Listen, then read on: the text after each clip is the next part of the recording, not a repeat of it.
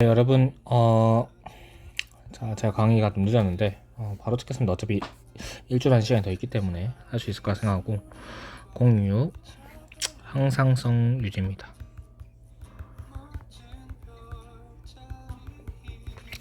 제가 노래를 틀어놨어요. 혼자 말하기가 좀 그래서, 좀 이해해 주시고. 자, 항상성 유지는 결국에는 이제 체내의, 체내의 성분 또는 온도를 일정하게 유지시키는 걸 말해요. 그럼 이걸 왜 시키냐? 이게 중요하잖아요. 맞죠? 우리는 항상 안정적인 걸 추구하기 때문에 이렇습니다. 그래서 항상수 유지의 대표적으로는 이제 대표적 메커니즘이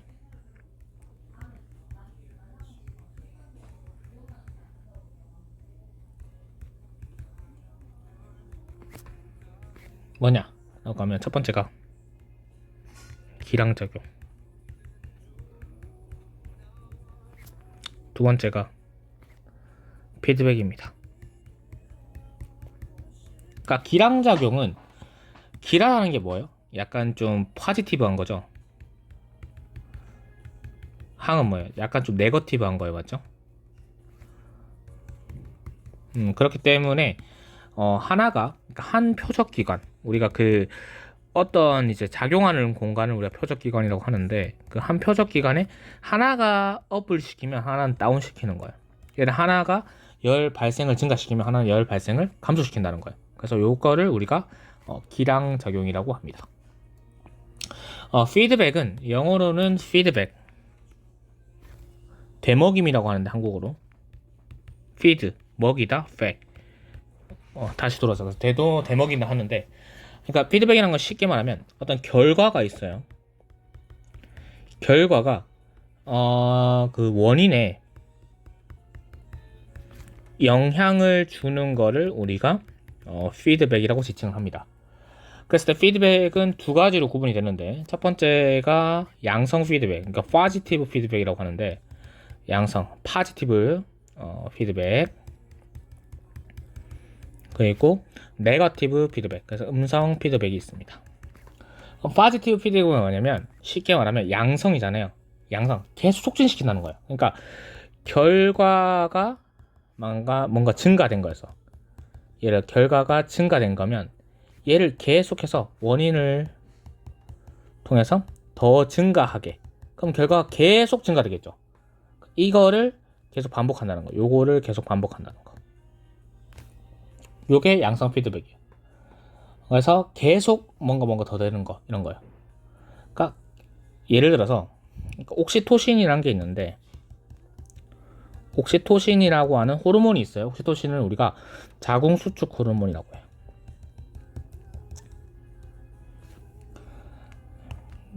그래서 뭐냐면 우리가 임신을 하게 되면, 여성이 임신을 하게 되면 자궁을 수축하는 호르몬이 그러니까 그 전에도 계속 나오는데 원래는 수정해서 수정란이 착상하지 않으면 얘가 수축을 해도 없네? 이제 수축하면서 인식을 하는데 없네? 하고 한 달 주기가 계속 반복이 되는 거예요. 근데 얘가 착상됐으면 얘가 인식하는 거 있네? 줄여요. 그 다음에 또 호르몬 주기가 한 달이었는데 한 30일에서 한 25일을 주는 거예요. 또 있네? 20일. 이러면서 계속 줄여가면서 결국에는 우리가 애가 이제 뭐예요? 출산하기 전에 계속 아파오죠. 진통이 오잖아요. 그거를 우리가 옥시토신이라고 합니다. 결국 만약에 결과가 분비량 증가했어. 있네? 이렇게 해서 원인이 다시 분비량인데 잘못 적었어요.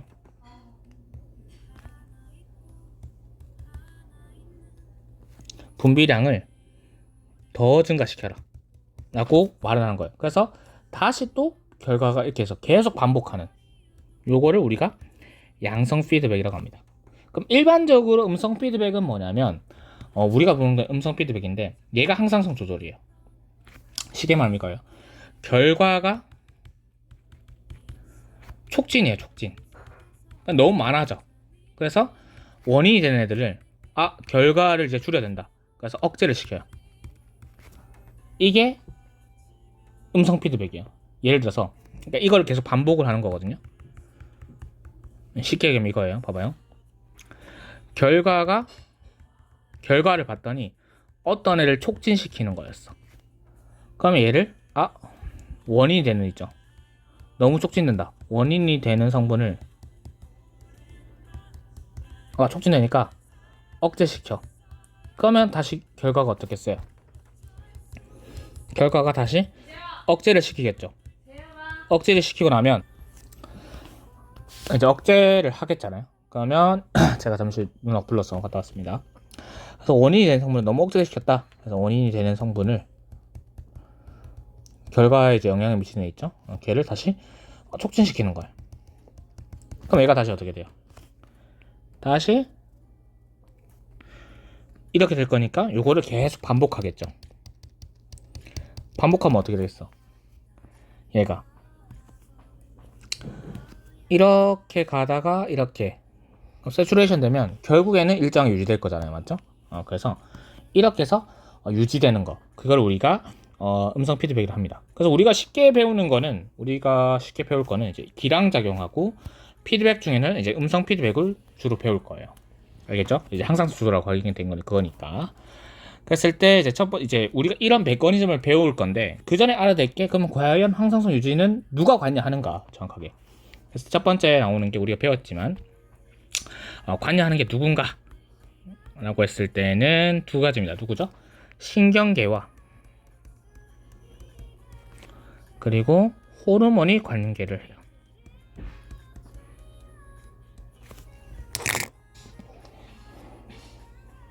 신경계는 제가 얘기했지만 약간 전기적 신호예요. 그리고 호르몬은 물질이 전달되면서 이루어지죠. 둘 다 항상성 유지에 관여를 하는데, 전기적 신호니까 일단 빨리 반응하는 거예요. 얘는 빨리 하는데 약간 일시적인 거죠. temporary 한 거. 근데 얘는 이제 좀 느린데 이제 continuously 하게, 그러니까 계속적으로, 그러니까 지속성이 좀 강합니다. 그랬을 때 얘는 신경계는 딱 그 전기 포인트가 딱 여러 군데가 아프면 안 되잖아요. 맞죠? 그러니까 얘는 딱 좁아요. 범위가 좁아요.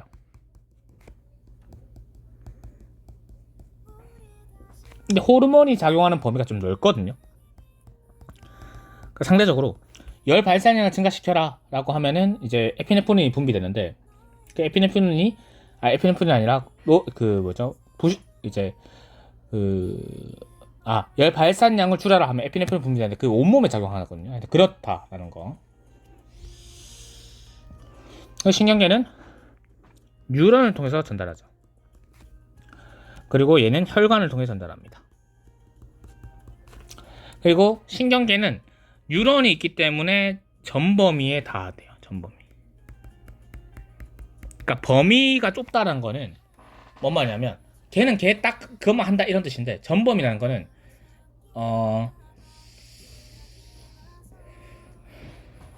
뭐라 말해야 되냐면 그러니까 할 수 있는 영역이 좁다 이런 뜻을 생각하세요. 그냥. 알죠? 방금 제가 잘못 설명했는데 하여튼 그렇고, 혈관이기 때문에 얘는 딱 표적 기관만 적용합니다. 그러니까 인슐린은 간에서만 작용, 그런 거죠. 알죠? 그래서 그렇게 좀 이제 구분을 해놓으면 됩니다. 됐나요?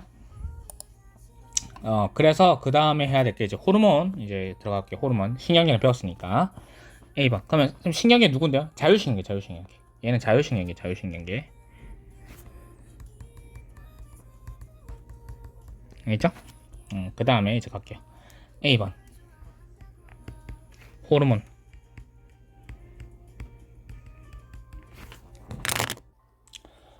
일단 그래서 1번 이제 호르몬에 대해 설명하겠습니다. 1번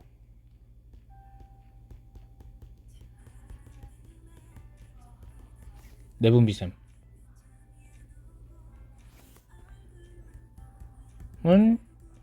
호르몬이 나오는 것을 내분비샘이라는데, 거기가 이제 혈관으로 분비됩니다. 그 호르몬 물질들은 혈관으로 분비돼요. 그러니까 중요한 거는 이 혈관에 분비된다는 이유는 우리 이제 분비샘이라고 하죠. 그러니까 이제 분비관이 없어요.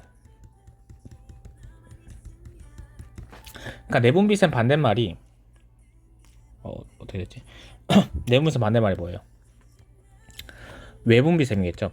외분비샘은 뭐가 있냐? 외분비샘은 소화관은 있어. 소화관. 소화샘들이 외분비샘이에요. 쉽게 말하면. 그러니까 아밀레이스는 치맥에 나오는 치맥관이 있습니다. 이제 그런 따로 관이 따로 있어요. 근데 그게 없다는 거예요. 그 다음에 이제 혈관에 대해서 얘가 표적기관에 작용합니다.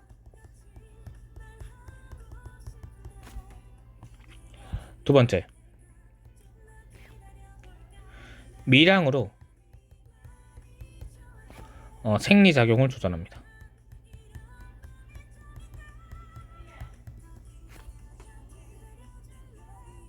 그 다음에 세 번째가, 그러니까 인슐린, 이제 당뇨병 걸린 사람은 인슐린 조금밖에 안 맞죠. 그 다음에 호르몬은 단백질로 구성되어 있습니다.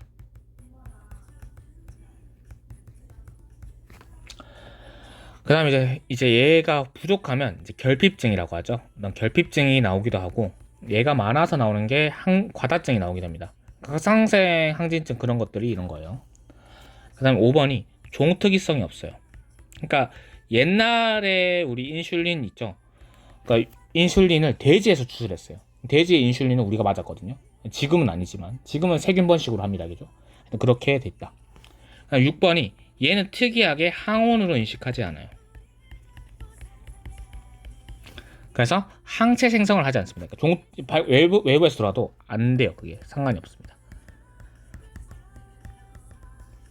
알겠죠? 호르몬은 호르몬을 인식을 합니다. 그러니까 호르몬에 병원균을 집어넣는 자체가 힘들기 때문에. 알겠죠? 그래서 이제 우리가 봐야 될 거는 결국 이제 호르몬들이 어떤 게 있냐 이건데 쌤이 그릴 수가 없기 때문에 사진을 갖고 오겠습니다. 자, 이거 사진은 달라고 하시고요. 필기하실 분만 좀 할게요. 체크할 때 분만. 그 다음에 이제 뇌하수체가 우리가 이제 여기가 간내죠. 간내의 시상하부가 있어요. 그 밑에 바로 뇌하수체라는 것이 있습니다. 그래서 뇌하수체 전엽에는 웬만한 호르몬이 다 나오는데 거기서 이제 후엽에 나오는 애들죠. 요거 외워야 됩니다. 항인용 호르몬, 요거를 우리가 ADH라고 하는데 요게 있고요. 그 다음에 옥시토신, 얘가 나옵니다. 그러니까 정수, 난수는 안 무시하고요. 부신이 있는데 부신 속질에 에프네프린이 있어요. 그래서 여기에 보면 혈당량 증가가 있죠. 얘가 중요합니다. 혈당량 증가도 하고 체온 조절 관련돼 있습니다. 알겠죠? 당직 코르티코이드 속질에 있는 에피네프린 좀 유기하자. 당직 코르티코이드 좀 알아놓으면 좋아요. 그냥 갑상샘에서는 티록신과 칼치톤이 나오는데 티록신만 알아두시면 되고, 그 다음 이자에서 인슐린에는 뭐가 있죠? 랑게르한스섬, 이자의 랑게르한스섬, 베타 세포에서 나오고요. 글루카곤은 랑게르한스섬, 알파에서 나옵니다.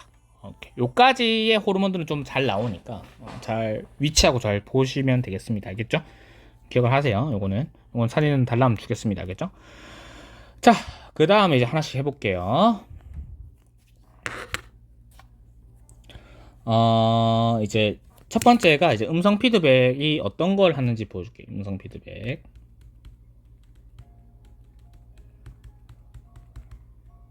음성 피드백은 체온 조절과 관련되어 있습니다. 그러니까 체온 조절이 그 기량작용이 있거든요. 그러니까 신경계에 기량작용이 있는데 그거 말고도 그냥 이제 음성 피드백을 한다고 알아두시면 돼요. 음성 피드백은 일반적으로 체온에 관련된 체온 유지와 관련된 거에서 나옵니다. 그러니까 음성 피드백은 우리 배우는 게 하나뿐이에요. 뭐냐면 티록신 분비에 대해서만 배워요.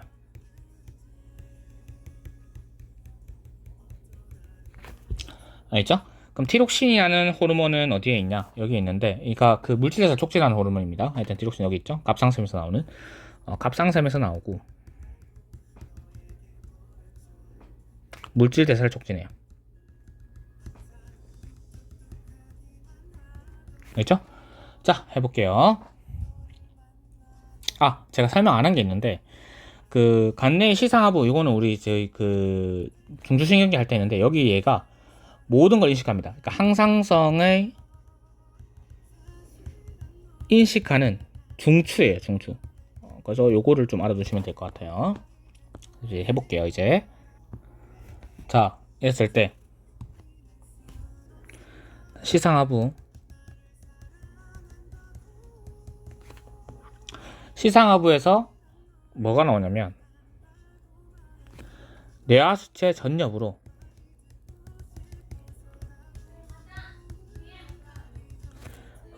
TRH라는 걸 분비해요. 그럼 TRH는 뭐냐면 다 적어놓고 얘기할게요. 그 다음 뇌하수체 전엽에서 TSH라는 게 나옵니다. 빨간색 적을게요. TSH.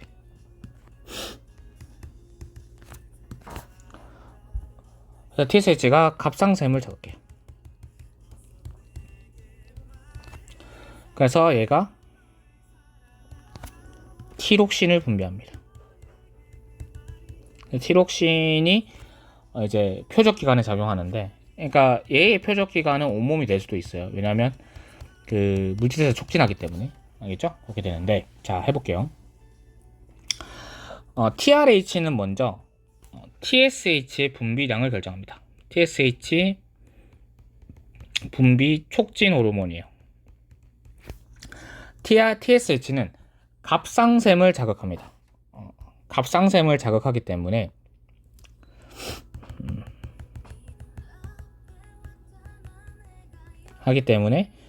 티록신 분비를 촉진해요.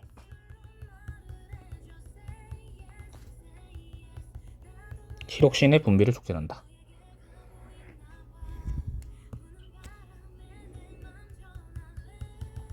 알겠죠? 티록신 분비를 촉진합니다. 그래서 이제 보게 되면 이제 티록신의 이 양이 결국에는 음성 피드백에서 말하는 결과예요. 그러면 이 티록신이라는 거는 이제 뭐 미리 얘기하면 얘는 이제 아이오딘이라는 할로젠 원소인데 아이오딘이 주요 구성 원소예요. 단백질이긴 한데 그 단백질에 아이오딘이 들어간다는 거예요. 원소입니다. 그래서 얘가 결과인데, 그래서 이 결과가 TSH의 양과, 그러니까 뇌하수체 전엽으로 작용해서 이렇게 되겠죠. 좀 더 그리면 그리기가 빡세. 여기에 이게 두 개가 원인이거든요. 결국 티록신을 만드는 원인이 이거잖아요. 그랬을 때 예를 들어서 이거예요. 티록신의 양이 많아요.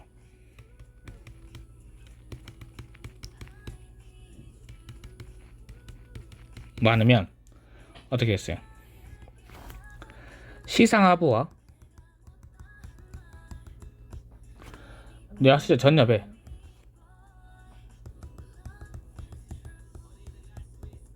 명령을 내립니다. TRH와 TSH의 분비를 줄여라. 그럼 어떻게 했어요? 티록신의 양이 어떻게 되겠어요? 적어지겠죠? 맞죠? 그래서 얘가 다시 명령을 내립니다. 어떻게? 이거의 양을 증가시켜라. 이렇게 나오는 거예요. 그러니까 얘가 어떻게 돼서 다시 양이 많아지겠죠? 그래서 계속 이게 돌아요. 이게 음성 피드백입니다. 일정해지겠죠? 그런 거예요.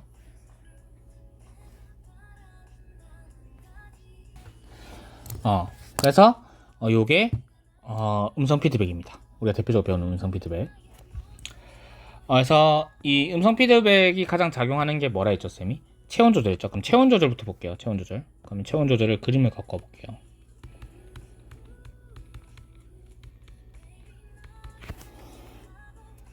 제가 다 따놨습니다. 체온 조절이 이거네요. 자, 볼게요. 자, 간내의 시상하부에서 항상 인식을 합니다. 간내의 시상하부에서 인식을 해서 이제 요렇게 되는 거 있죠?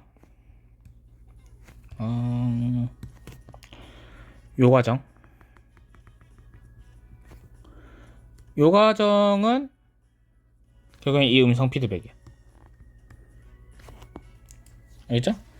근데 이제 그 중에 간의 시상하부가 부신 속질도 자극을 시킵니다. 분신 속질 뭐 하는 데 있어요? 에피네프린 나온 데 있죠. 얘의 증가량을 시켜요. 속질. 그 다음에 그러니까 관내 시상하부가 교감신경의 작용을 강화시켜요. 그러니까 교감신경에 의해서 부신속질이 자극되는 거예요. 그러니까 호르몬이 아니라 교감신경이 얘를 자극시켜서 에피네프린이 나옵니다. 그 다음에 요거 잘 알아야 돼요. 그 다음에 교감신경은 그러니까 두 가지에 관련하는데, 이 교감신경은 에피네프린 증가시켜서 이제 호르몬의 조절에도 관여하지만 피부 근처에 모세혈관을 수축하면서 발산량을 감소시키는 데도 됩니다. 그러면 반대는 어떻게 해요? 반대는 이제 부교감을 자극시키겠죠. 하여튼 그렇게 되는 거다. 그러니까 부신 속질이 안 들어갑니다. 하여튼 그렇게 알아두시면 된다 하는 거. 알겠네? 그랬을 때 여기서 중요한 거는 결국에는 이겁니다. 부신 속질은 에피네프린 분비량 증가시킨다. 요거. 그 다음에 교감신경 작용한다. 그러니까 부교감은 작용시키지 않아요. 사실은 부교감은 그러니까 추울 때만 이렇게 되고 더울 때는 그냥 늘어나거든요. 뭐 부교감 나온다고 하는데 뭐 그건 필요 없습니다. 알겠죠? 그거까지만 알아두시면 됩니다. 요거 알아두시면 되고. 그러니까 부신 속질을 자극시키는 건 교감신경이다. 그거까지 알겠죠? 그거까지 알아두시면 됩니다. 그렇게만 나옵니다. 그렇게만. 수능에서도. 두 번째, 딥하게 들어갈 필요가 없어요.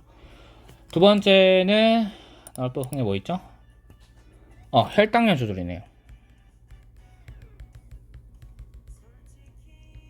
혈당량 조절은 100% 기량작용이에요.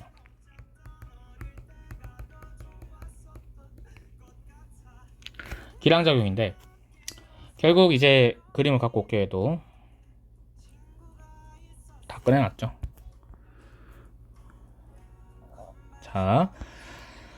자, 뭐 에피네프린 있는데 필요 없습니다. 봐봐요.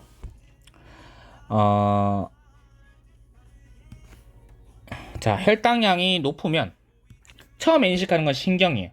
부교감신경, 교감신경이 교감신경 혈당량을 어떻게 된댔어요? 증가시키고 부교감신경이 혈당량을 감소시킨댔잖아요. 그러니까 부교감신경이 베타세포를 같이 자극합니다. 나오면서 그래서 인슐린이 나오고요. 그 다음에 그러니까 교감신경은 이제 알파세포를 자극시켜서 글루카곤을 나와요. 근데 여기서 에피네프린이 있는데 뭐 이거는 속질에 작용하는 건데요. 필요 없습니다. 그죠? 그러니까 우리가 중요한 건 이것만 알아두면 돼요. 혈당량 조절에서는 결국 인슐린과 글루카곤, 에피네프린인데 얘는 부신 속질 맞죠? 이렇게 되는데 결국 얘는 부교감의 영향을 받고 얘는 교감의 영향을 받는다. 그래서 얘를 자극시킨다. 그리고 얘는 혈당량을 어떻게 한다?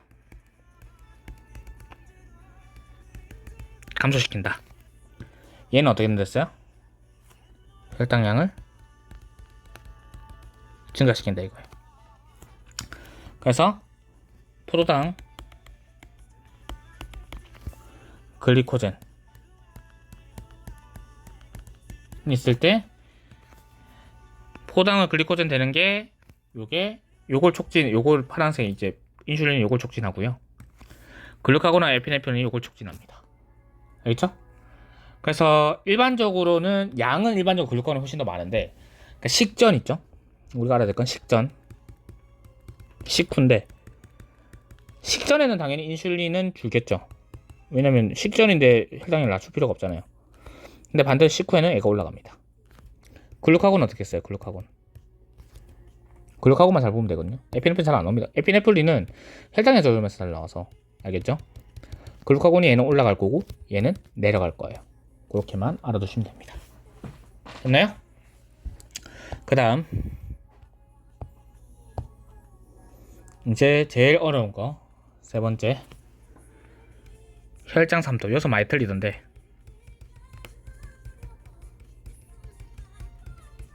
보겠습니다. 혈장 삼투압. 자, 혈당량은 일단 제가 설명을 할 건데 일단 그림부터 볼게요. 저는 이거 그림 별로 안 좋아하는데 그러니까 이거가 그림이 헷갈릴 수 있으니까 제가 그림 띄워놓고 옆에 설명할게요. 자, 볼게요. 혈당 삼투압 조절한 거는 결국에는 얘는 기량도 아니고 아무것도 아니에요. 여러분들 배우는 건. 그러니까 얘는 기량도 아니고 피드백도 아닙니다. 호르몬 한 개 가지고만 배우는데 자 보세요. 일단 삼투압이란 건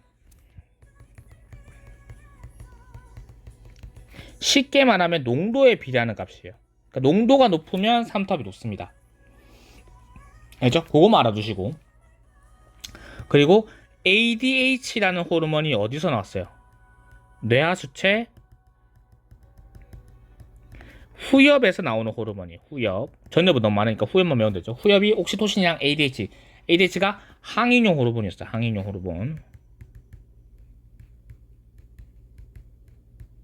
자, 문자 그대로 파악해 봅시다. 항이뇨래요. 항이 쌤이 뭐란 뜻이 됐어요? 네거티브란 뜻이었죠. 이뇨작용이 뭐예요? 오줌 잘 싸는 거거든요. 그러니까 얘는 오줌을 막는 거예요. 오줌이 준다 이거예요. 그러면 오줌의 99%는 뭘로 이루어져 있나요, 여러분? 물이죠. 결국 물을 줄이는 거예요. 오줌에서 물의 양을 줄이는 거예요. 그렇다는 거는 항인용 호르몬은 결국 얘는 결국 작용이 뭐예요? 물의 재흡수를 촉진합니다. 그럼 물의 재흡수가 촉진이 되려면 우리 몸에는 물이 많아야 돼요, 적어야 돼요? 적어야겠죠. 그러니까 농도가 높아지면 물이 적은 거잖아요. 그렇게 생각하면 됩니다. 그랬을 때 얘가 어디 작용하냐면 우리가 그 신장에서 작용하는 걸 봤을 때 신장에 처음 나오는 게 여과죠. 여과는 확산으로 안 됐잖아요. 얘는 조절이 불가능해요. 조절이 안 돼요. 확산입니다. 확산. 짜는 거 다 나온데 있죠. 그 다음 나오는 게 뭐였어요? 재흡수하고 분비를 해서 뭘 만든댔어요 이제? 얘가 이제 여과되는 거를 우리가 뭐라 했죠? 원료란 데 있죠. 원효대사입니다. 그래서 얘가 오줌이 되는 거예요. 오줌. 그랬을 때 이 재흡수를 촉진하기 때문에 얘는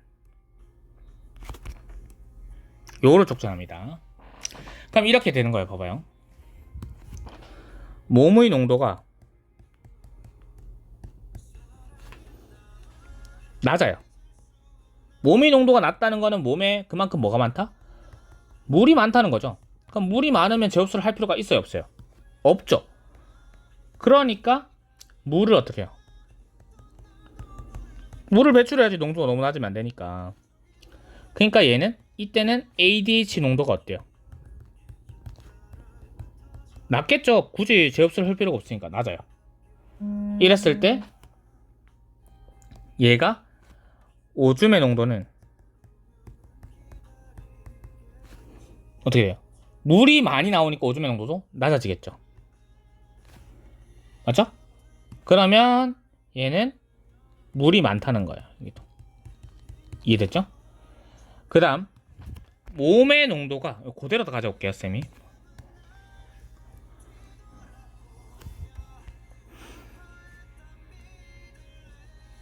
오씨.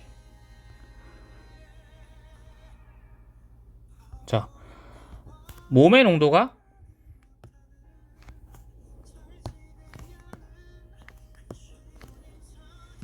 높아요.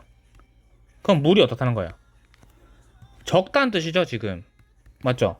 적으니까 어떻게 돼? 물을 끌어당겨야 될 거 아니야. 나가게 하면 안 되잖아. 재흡수를 해요. 그럼 ADH 농도가 어떻게 됐어요? 당연히 증가되겠죠? 그러니까 오줌의 농도는 어떻게 돼요? 증가되는 거예요. 물이 어떻게 돼요? 줄겠죠. 진해지는 오줌. 맞아요? 그게 나온다고. 그래서 여기서 중요한 거는 농도와 양은 반대예요. 농도가 높으면 진하다는 거니까 양은 반대예요. 작아요. 이렇게 해석하면 돼요. 이랬죠? 그렇게 해석해서 이거를 풀면 됩니다. 그럼 풀기 쉽거든요. 문제 풀어오시면 제가 풀어드리겠습니다. 네, 이렇게 하면 중간고사 범위까지가 이렇게 끝나고 나고 이제 좀 이따 이제 계속 올라갈 건데 이제 항상성 조절 이제 그 항상성 조절 마지막 이제 면역이라든지 그거부터 올라갈 거예요. 알겠죠? 여기까지 하겠습니다. 고생하셨습니다.